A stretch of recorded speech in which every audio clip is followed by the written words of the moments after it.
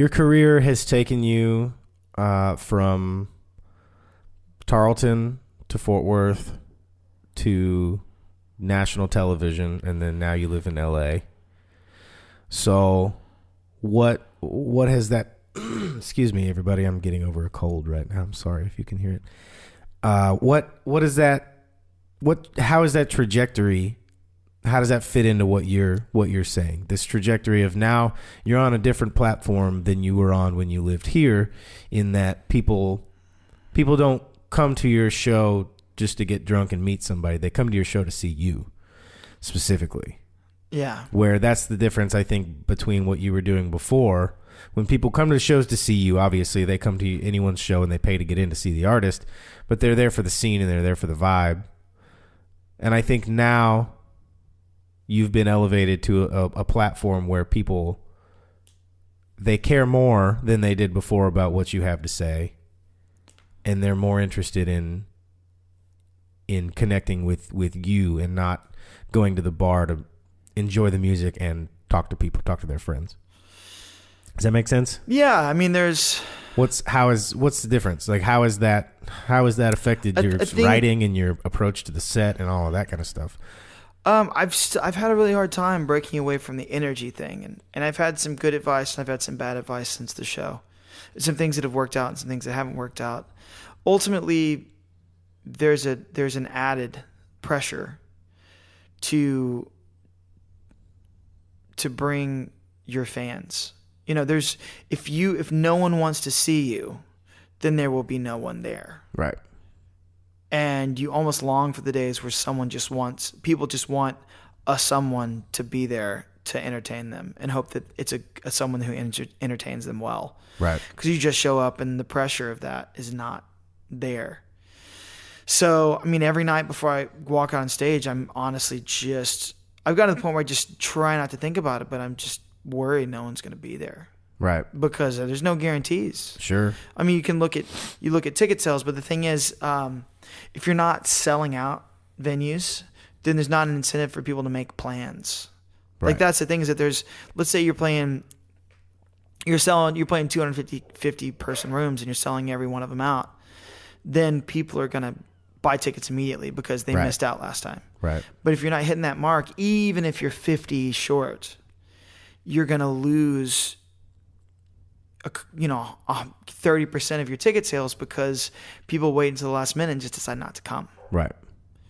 So there are definitely additional challenges, and also if you have fans across the entire country. So speaking to being on television, the interesting challenge is that there's no analytic that shows you where the people you connected with are. So they're all over the country, and you don't have a way to reach them. Right.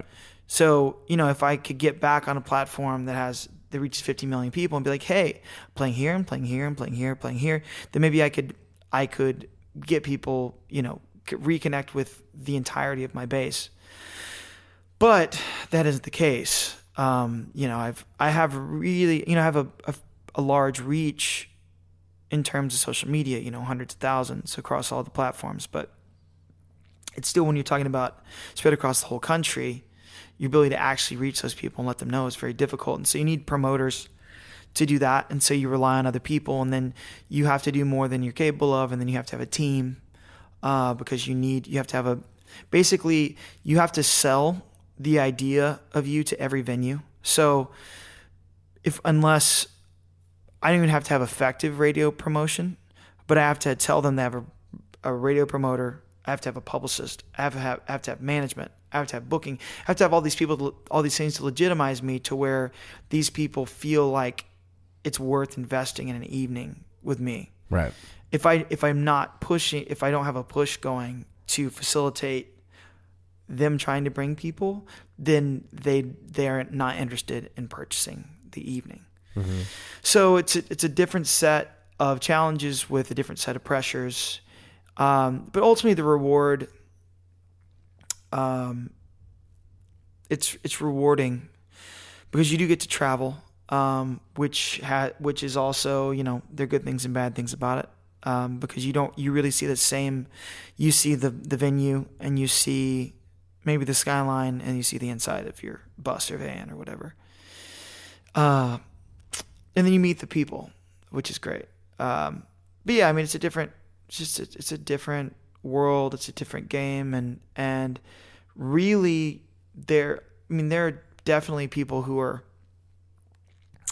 doing cover gigs or bar gigs that make a better living than I do. So at the end of the day, it's about, and it's way less trouble and their teams are smaller. So just about what you find rewarding.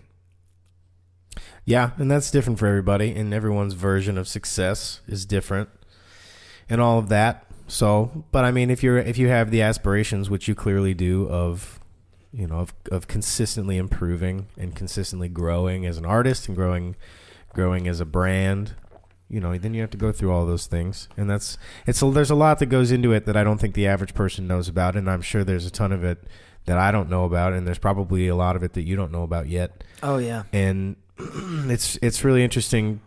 You and I have known each other a long time, and we traveled in the same circuit around here, and then you went and did all the things that you've done, and now I get to watch and kind of pick up the little life lessons that you're learning, and I get to learn them vicariously, so that if I ever get the opportunities that you're being given right now, that maybe I can try to take advantage of them as well.